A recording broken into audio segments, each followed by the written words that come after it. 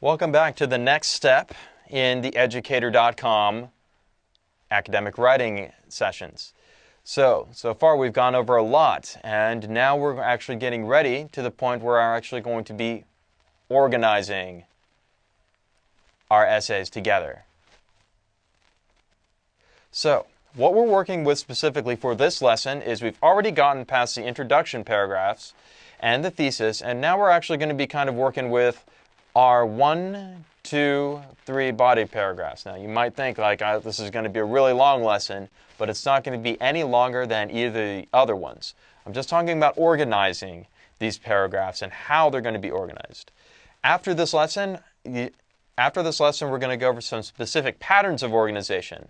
But for this one, I'm giving you general ideas. Be careful and pay close attention, because at the end of this lesson, you are writing your very first VSE,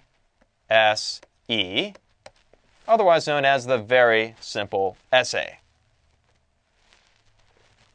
Now, we already know what the topic and the thesis are, and we also know what major details are, but what does that correspond to in an essay? Well, normally if you got a major detail, it's normally exactly 1 per each body paragraph. So, if you have 3 major details from your topic, you know that you're going to write exactly 3 paragraphs, which fits in perfectly with the 5-paragraph essay format.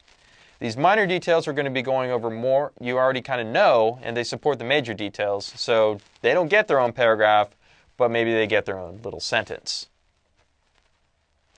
Now, how exactly do we organize a series of 3 paragraphs? Now, we don't just put them in a salt shaker and then throw it out and just put them in any old order. We have to put them in an order that will make sense to the reader.